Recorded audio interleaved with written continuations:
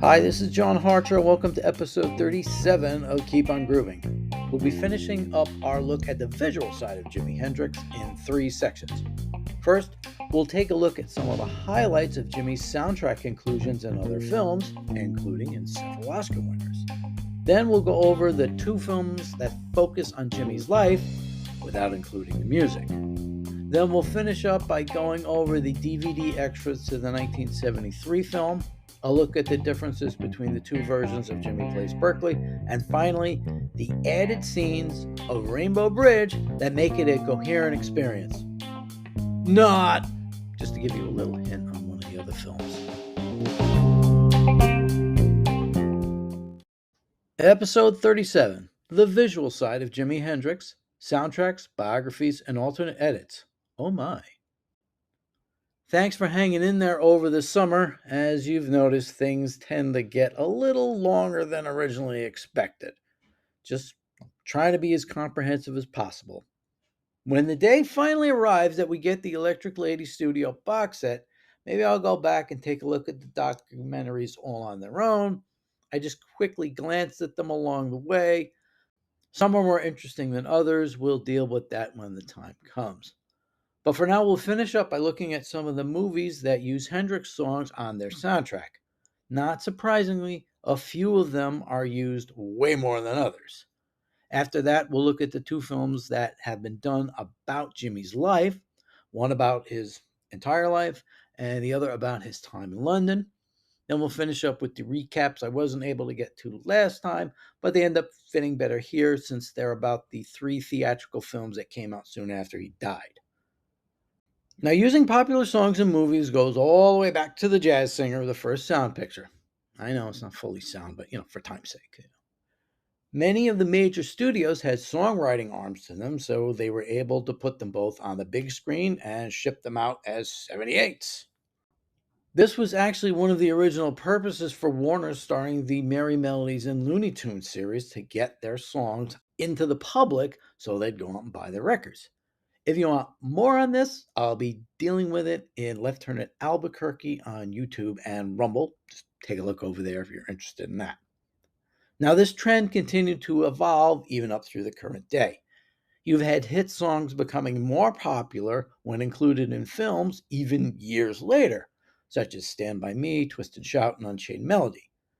Then you had artists being called on to add new songs to films, such as the Bee Gees and Saturday Night Fever. But including songs of the era has been a staple all the way through. So once we get to the late 60s, it was time Jimi got into the mix. The first major film to include Hendrix on the soundtrack was certainly a relic of the era. Dennis Hopper's Easy Rider helped define a generation, as well as propel Jack Nicholson to stardom. The soundtrack was meant to be a musical commentary, and it achieved that with the first 2 songs, The Pusher and Born to Be Wild by Steppenwolf. The latter is an example of what we were just talking about.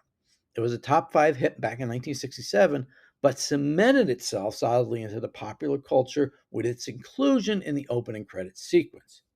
It also helped that Steppenwolf was on the same label as the soundtrack. Roger McGuinn provided a number of songs for it, one with the Byrds on side 1 and 2 by himself on side 2, including a Dylan cover. The band got some exposure as well with the inclusion of The Weight. However, due to contractual issues, a cover by someone else was included on the album. Now, Jimi's contribution was not one that would immediately jump out as an obvious choice. The filmmakers opted to use If 6 Was 9 from Axis Bold as Love. This was an interesting choice since the album didn't have any hit singles on it and wasn't released as one itself, likely because of its length. But it did kind of capture the spirit of the moment in the commentary section in the middle and towards the end. Wyatt and Billy certainly lived the way they wanted to live their life before it was their time to die. Sorry, spoilers. The film was a huge hit, spawned at least half a decade's worth of independent films like it, and helped solidify Jimi's place in the modern era as a sort of spokesman. The fact of his early passing also aided in this portrayal.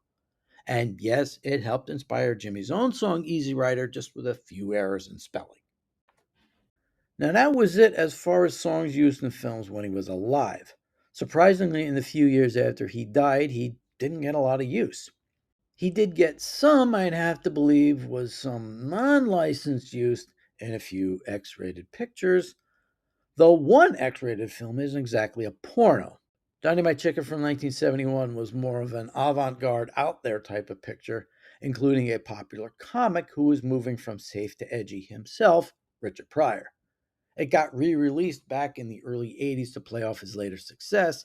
They actually had a commercial for it on TV. It was stunning to see an X rated picture getting a commercial. It was on late night, of course.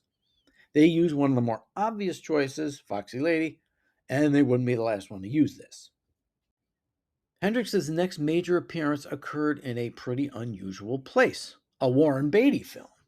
Shampoo from 1975 told the story of a hairdresser's travails as he juggles any number of women on Election Day 1968. Director Hal Ashby came up through the ranks of filmmakers in that era with movies like Harold and Maude and The Last Detail with Jack Nicholson. So it's not too surprising he'd use Jimmy in his film, especially one that took place in 1968. Ashby also went outside the usual suspects and used manic depression as part of Beatty's conundrum as he bounced in between Julie Christie, Goldie Hawn, Carrie Fisher in her debut, and Best Supporting Actress Oscar winner Lee Grant. This was the first time Jimmy's music would be in an Oscar winning film, but not the last. And the next time was thanks to the same director, Hal Ashby. After making a biography of Woody Guthrie, Bound for Glory in 1976, Ashby made Coming Home in 1978, documenting the many problems Vietnam veterans had returning home after the traumatic experiences they went through. The film ended up earning 2 Oscars for their leads, Jon Voight as Best Actor and Jane Fonda as Best Actress. And the song used in the film? Manic Depression. Yes, it must have been one of Ashby's favorites. But that wasn't the only time Jimmy's music was in a 1978 film. It was also in another one about the Vietnam era, and the other big Oscar winner that year, Michael Cimino's The Deer Hunter, took Oscars for Best Picture, Best Director, and Best Supporting Actor for Christopher Walken. Once again, they used the Jimmy song that had already been on screen, Foxy Lady. From there, Hendrix began to get some more exposure both on film and TV. They used him on WKRP in Cincinnati. He had 2 songs, Purple Haze and All Along the Watchtower, in Where the Buffalo Roam, with Bill Murray as Hunter S. Thompson, and Purple Haze also appeared in Ralph Bakshi's animated look in music history, American Pop. Then I'd say around 1983, 84, the dam burst open and he started getting regular use in films and on TV as atmospheric background music. If the music supervisor needed a song to convey the 60s or something cool, they'd see if they could license a Hendrix song. By the late 80s, he was showing up regularly, but only certain ones. You can guess. Purple Haze, Foxy Lady, All Along the Watchtower. But better that than being forgotten. I remember he was being used in commercials quite a bit right around the time I was getting into him in 1988. First, I remember Purple Haze showing up prominently in a commercial for the Peter Weller Sam Elliott film Shakedown. Not much else to remember that by, so good call to use it there. Then All Along the Watchtower was in for a few seconds in a commercial for the film 1969 with Robert Downey Jr., Kiefer Sutherland, and Winona Ryder. Again, not much else to remember the film by, but it's got that connection for me. By the 90s, Jimmy's music became kind of shorthand for the late 60s. Then he ended up being used in 2 big cultural touchstone films. 1992 saw several films using Jimmy's music, such as Singles by Cameron Crowe, which we talked about in an earlier episode, but none to greater effect than in Wayne's World. Not only did Tia Carrere's band do their own version of Fire, Dana Carvey's Garth did a literal interpretation of Foxy Lady that definitely cannot be forgotten. And you thought it was only good for bringing Bohemian Rhapsody back into circulation. Then in 1994, 2 Hendrix songs were included on the multi-artist soundtrack for the film Forrest Gump.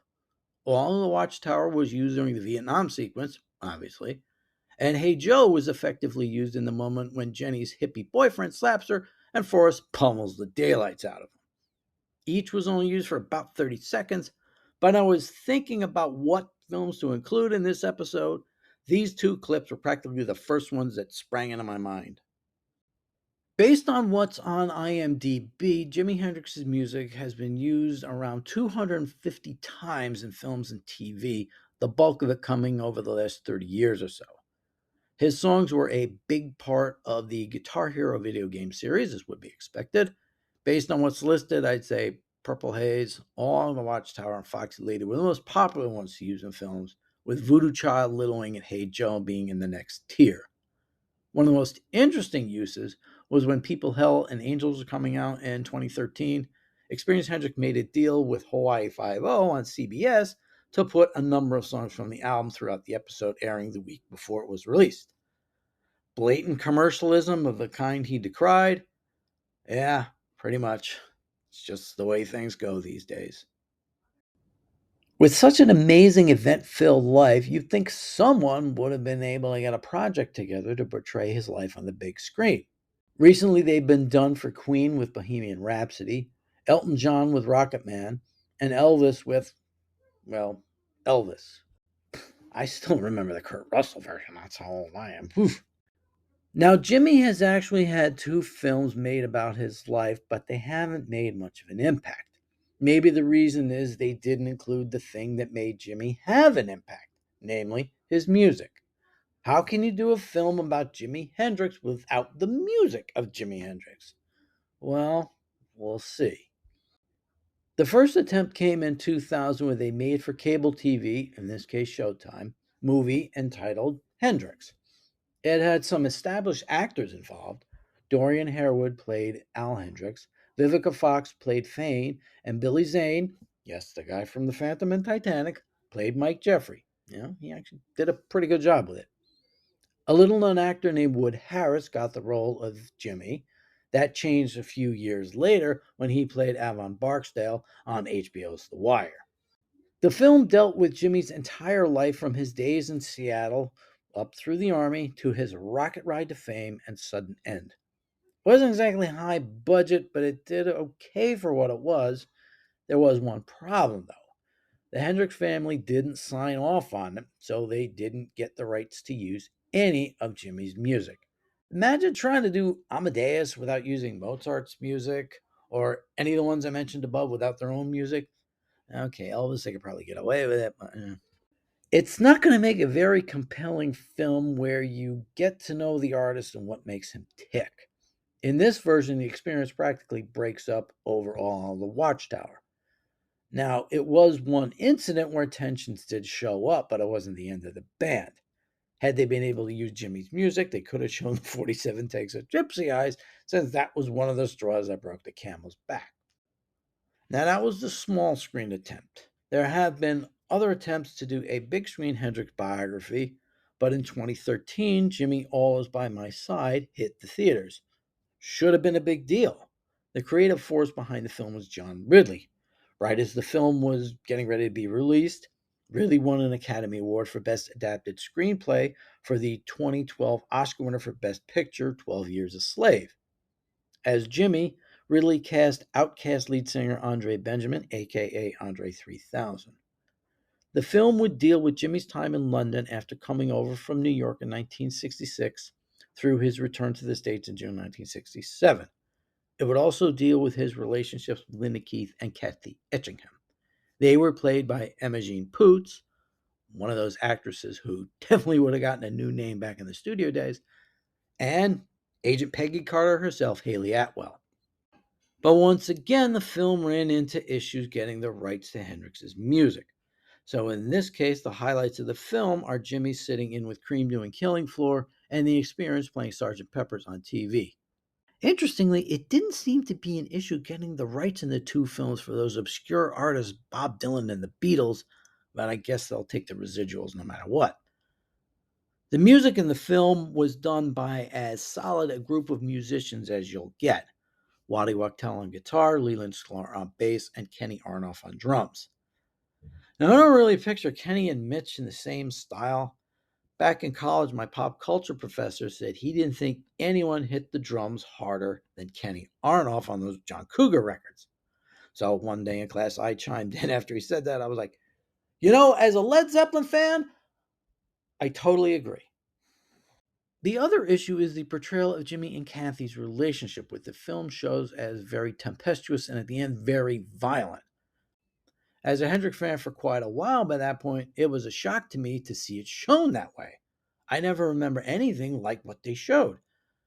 Apparently, it was news to Kathy as well, who clearly said the events depicted in the film never happened. There were incidents where Jimi had gotten violent after bouts of drinking, but none of those happened with Kathy. If they were trying to conflate things to make a composite character, it wasn't a good idea. The film ended up grossing less than $1 million at the box office. Even the Mystery Science Theater 3000 film broke $1 million. Safe to say the prospects for a big screen bio aren't exactly bright at the moment. So that takes care of our look at Jimi at the movies and on TV. Now for the last bits of cleanup. First, we'll go over the extras that were added to the 2005 DVD release of the 1973 film about Jimi Hendrix. There was a bit of confusion about it. In the States, it came out as a one-disc release, but overseas it was done as a double. But it turns out it was the exact same material on both, so it's all good. First is an hour-long documentary From the Ukulele to the Strat. It's made up of interviews recorded for the Jimi Hendrix film, but not used, so in that sense, it's a real companion piece to it. We hear from his dad, Al, his sort of foster mom, Freddie Mae Gautier, Billy Cox, Thane Pridgeon, Buddy Miles, Linda Keith, John Hammond Jr., who Jimi played with in The Village and didn't appear in the film. Eric Clapton tells some great stories about Jimi's early days in London. Considering his state at the time, it's pretty amazing he was able to remember all that. Pete Townsend talks about how he thought he had to compete with Jimi, but they really didn't end up going in the same directions.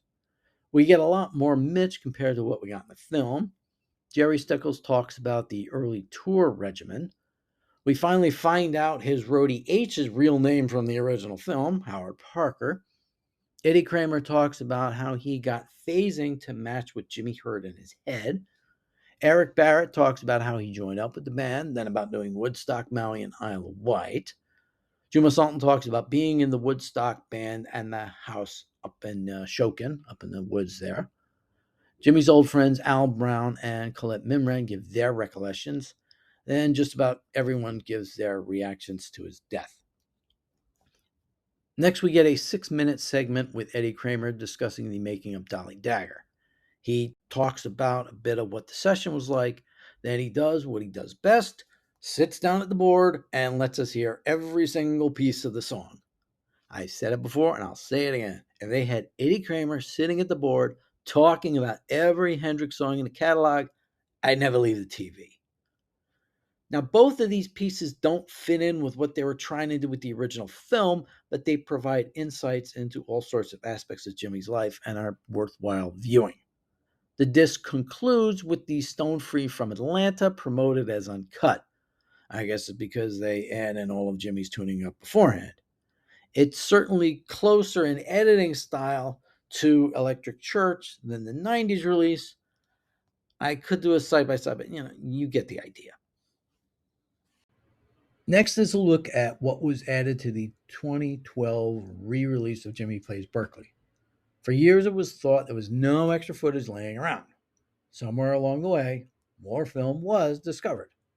But instead of just adding footage back in, the entire film was reimagined from beginning to end. You can tell right from the beginning things are different.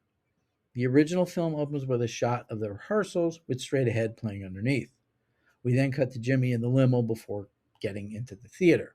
The 2012 version has Machine Gun playing underneath the opening scene, and we actually get to see Jimi playing the song on screen after we see parts of the opening credits. Interestingly enough, the Straight Ahead rehearsal song is played under the disc's menu. Then in the limo, we get a 3-shot of Jimi, Devin, and whoever else was riding with him.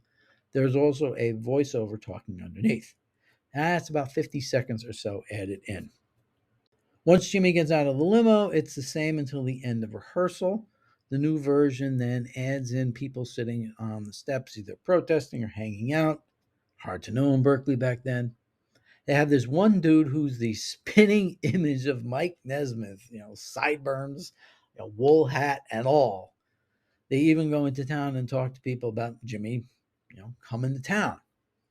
That adds almost 4 minutes back into the film. They both pick up with Johnny B. Good. That plays through the same in both, all the way up to the start of Hear My Train a Comin'. The new version keeps the song playing, whereas the old one cuts to the chorus. The new one then edits footage of hippies driving a bus through Berkeley where protests and cops abound. So it's a kind of travelogue. They link up at the chorus, and after about a minute into the solo, we get more new footage. They link up for a few seconds, and we get some more B roll and other new footage. They come together towards the end of the song. The original version is a 4-minute snapshot of it, whereas the new one tries to give us the entire song from beginning to end. And I figured out what I thought was footage edited out of Hear My Train was actually film underneath different audio. It did show up just with its correct soundtrack later in the segment. So that's about a 6 or 7 minute difference there. Star Spangled Banner and Purple Haze are here, same in both. Then for the guys trying to break into the theater, the original just has them being arrested. The new one adds in footage of the first set ending Voodoo Child for about 45 seconds. Then after more footage of the break-in, we go back to Voodoo Child, a bit more of the break-in, then back to Voodoo Child for the finale. This adds in around 4.5 minutes. Then after the doors close again, we get a new shot of some brothers who are upset that they can't get in. The second set starts, and the I Don't Live Today straight ahead Lover Man sequence plays the same in both. Then for Machine Gun, the old version plays the full first verse, where the new version edits part of it out. I don't get this decision at all. Then we get the protest montages over different footage. The new one has some filmed from a camera way in the back of the audience, and it also includes the Yonder Stands a Mother verse. Then they sync up a bit with the last verse. Then we get more new footage before they sync up again and finish. So once again, the old version gives us 4 or 5 minute distillation of the song, where the new one gives us the whole song, except for that half of the first verse. I have no idea why they did that. Then it's on to the Voodoo Child Midnight Lightning finale. The girl who was bored out of her mind at the end of Machine Gun is loving this. Meanwhile, the girl with the glasses next to her realizes she should be trying to get into it and tries to clap in time. Just isn't getting it. I made the joke last time we talked about this, but they really are so Haley and Alex Stumpy. Then we get the credits, and somewhere out in the great beyond, Mike Jeffrey is flipping out. He got his executive producer credit removed in the new version. All joking aside, the 64-minute version is closer to what I think they originally intended to do, but it just didn't end up coming off. It would have helped if they maybe would have gotten 1 or 2 more songs complete, but it's an improvement. The color timing is odd, though. In the old one, Jimmy's skin is brown, and the new one, it's practically red. So, I don't know. Maybe they should have double checked. Okay, last but not least, we have the full uncut version of Rainbow Bridge that finally came out in the year 2000. Chuck Wine passed away in 2008, but he lived to see his dream project finally come back to screens in its original uncut version, all 123 minutes worth. So, what did the film studio take away from us by chopping it down by about an hour? You get the first new quote unquote scene right after the Transview Pictures logo. Against a black screen, someone drones on and on and on about the world falling apart, aliens coming, and how Jimmy saw all this right before he died. Oh, and the answer is not drugs. Well, thank God for that. All that takes up a good 3.5 minutes. The first new scene with people in it comes in about 9.5 minutes in. Pat is talking to some woman complaining about Reagan and Nixon, and then a couple of people emerge from the balcony and start singing some dirge about a rocket ship. Some dude's playing a flute on the street, then on a balcony. The original couple then go into some kind of interpretive dance. We see more political leaders, and finally, Pat gets to the street at night. So that's a good 4 minutes right there. And we're not even 15 minutes in. We've already added 7.5 minutes to the film.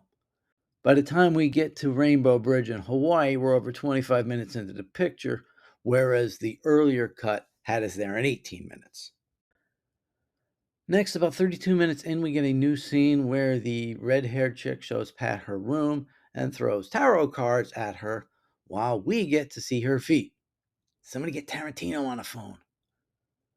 Then I think Chuck comes in and discusses what's going on there. After a cool shot of some dudes praying at a Buddha statue, we go back to the old film. So that adds about 2 minutes. At about 38:45, Chuck and another guy talk zodiac signs while Pat joins in with the yoga club on the front lawn.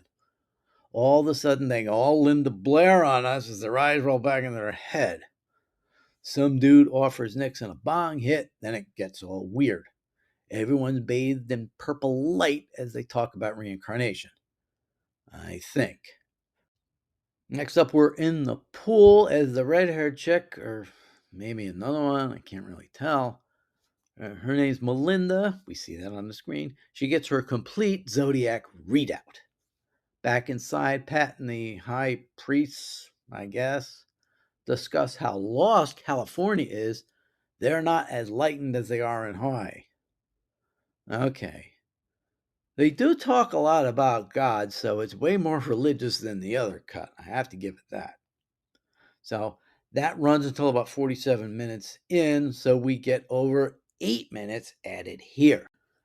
Then we get something in retrospect that's a bit of a shock. Underneath a scene of people walking on the beach and looking into the sun, there's a piece of Jimi music playing, Pride of Man, aka Bolero. Now, remember on West Coast Seattle Boy, we got a mix of Hey Baby that included Pride of Man as an intro. That was a piece of tape they extracted Hey Baby from for the Rainbow Bridge album. But now we know they not only knew it existed, they actually used it in the film. We could have had that whole piece of tape out on the album in 1971. Then it's bedtime and everyone's still talking. We get a dream sequence from a separate piece or something like that. And they go back and talk about how things are so miserable in the world before it cuts into the look over yonder surfing section. So we added a grand total of 10 minutes in this last part alone. But wait a second. In the shorter cut, right after the bong dude starts coughing, it cuts to a scene with Pat, Chuck, and hippie Dan Haggerty before we go to the surfing scene. That's not here. Let's see. All right, it's not after the surfing scene. We get Chuck introducing Dr. Bruner, and he talks about fluoridation in the water. Have we switched to Dr. Strangelove? While standing in front of American and British flags. Or is this Billy Jack? Then it's back to Chuck and Pat talking about the space people coming, back to Dr. Bruner talking about the Earth getting nailed by a comet for quite a while. And some dude talks about how wrong it is to get so violent while a group of hippies break out of the big birdcage set and run all over the place, with the little copper tone girl following behind. Now, for those of you who wondered where the studio Star Spangled Banner was in the short version, I vaguely remember it under some scene. But here we get it as the soundtrack for the gang placing American flags and zodiac signs on the beach. They cut to talking about how wasteful it is to do the whole protest thing before we cut to the scene with the Bible verse. Between the end of the surfing scene and now is over 7 minutes. When they took chunks out of this picture, they did it wholesale. Wow. At about an hour in, Pat hangs out with this clairvoyant lady who's dressed like Queen Elizabeth. Hippie Grizzly Adams is sitting in Morticia's chair, enlightening us with his wisdom. The chick listening to him is enthralled. Good for her. She kind of looks like the kids in those Rankin Bass Christmas specials, like she's waiting for Santa to come. Then we go into Sergio Leone mode as all we get are really close close-ups of the two of them, then even their eyes. I mean, you expect Clint Eastwood's eyes to pop up there in any second. Then another comedic sequence shows up. Someone speaking from the audience asking, "Does anybody know what's going on?" And then some kid in a tree does his best Desi Arnaz on the bongos. Back inside, they're having more discussions about breaking and entering and how it's not bad because they're on a different plane of reality. Doing a dime up at Attica will bring you back to reality real fast. The breaking and entering dude then starts to play guitar before getting distracted talking about his energy with God. Chuck explains how acid really doesn't expand anyone's reality. It was there all along for you to find. The guy he's with says he's right. He drops acid twice a day, and it was never as good as the first time. News you can use, folks. By the time we get to the room full of mirrors surfing scene, it's almost 8 minutes added back in. Next, we get some dude pontificating about something, while inside, one surfer uses a back vibrator on another one. That's all weird. Playing off of that scene, they briefly talk about sex of all kinds. Then, as everyone seems stoned out of their minds, the female French Dr. Phil yells at them before we get to Cleopatra Barge. This is a short segment, only about 4 minutes. But it's less than a minute before we get more new stuff. The luau, pass the poi. Anybody get the Flintstones reference? That goes on for about a minute and a half. Then remember that scene from the short version that wasn't there with Pat and Chuck and Tippy Dan Haggerty? Well, it's here. Meaning someone actually took the time to remove this scene from here in the film and move it earlier. Was this scene so vital the film could have lived without it? Ay. When that's done, we get to Jimmy walking into the back room or under the boat or wherever they are. About an hour 25 into the film, we get the flag raising scene and two people arguing over Hartley's non spirituality. Emily would disagree. Oh, Pat Hartley. I'm sorry, I've been watching Bob Newhart repeats on Prime. They continue arguing in front of a church, cursing their brains out. Was this supposed to be some kind of plot point? Will Pat Hartley find enlightenment? Kind of went past me. The long-haired, bearded guy has a dream about being Charles Foster Kane, arguing against the system, when Jimmy leans out of a window with a rifle in his hand and shoots him. I can see why Mike wanted this taken out of the film, but then they used that picture on the inner sleeve of Cry of Love. No, anyway, all that bit is like around 3 minutes. From there, the concert sequence follows, and the rest of the film plays out as the released version. I do have to say, Chuck Wine did have a point saying what they took out completely changed the film. Not that it made much more sense with it back in, but it did lose the thrust of what it was trying to say. Heck, I'd say like 80 to 90% of his footage was pulled out of the film. Basically, all of him that was left with the scene with Jimmy and Pat, in the basement or on the boat or wherever the heck it was, and his introduction to the concert. Surprisingly, it was a more grounded spirituality, if there is such a thing, than you'd suspect, especially if you've seen the shorter cut of the film. But coming from the distributor's point of view, I understand what they were thinking too. I'm sure they were watching the movie going, when are we going to get to Jimmy? Realizing if they were saying it, the audience would be doing it too. But it was good to finally get the film in its original form out there. Chuck lived to see it. Some of the sequences reminded me of the day the music died, just jarringly stuck in that era, but there was more to it than just that silly stuff. But honestly, it's just not something a film was meant to convey.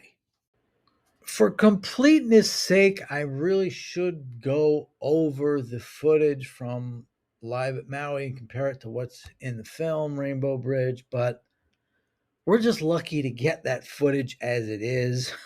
No one thought there was much around. It was floating out there, little bits and pieces, but we got what we got. We know they edited things funny to mash things together. Kind of defeats the purpose of trying to see what shot for shot did. So I'll just you could do your own comparison. Just get Live at Maui. It's definitely worth picking up anyway. And if you find Rainbow Bridge floating out there, you can do your own comparisons and just see what kind of crazy things they did. Like me and my buddy David, we love the one shot during, I think it was during the Voodoo Child solo where Jimmy lies down and they put the baby's head in and then he comes back up. Oh, you know. So we'll just kind of leave it as it is.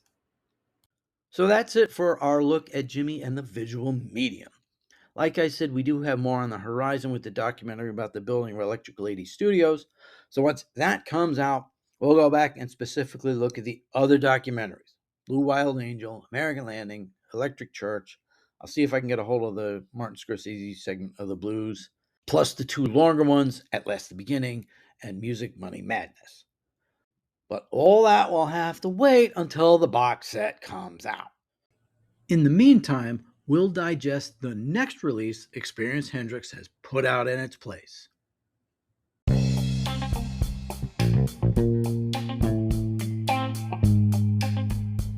Next time, we'll take a look at the Experience's 1967 summer tour of the U.S. after their big debut at Monterey. We'll discuss their run at the Fillmore, their first time playing New York, and the band they opened for during that run. We'll also take a quick look at their surprisingly long career as well. All that will lead up to the official release of Live at the Hollywood Bowl, August 18, 1967. That comes out November 10th, so our Jimmy's birthday episode will deal with that. Please hit the subscribe button if you like what you're hearing. I'm John Hartrock. Thanks for listening.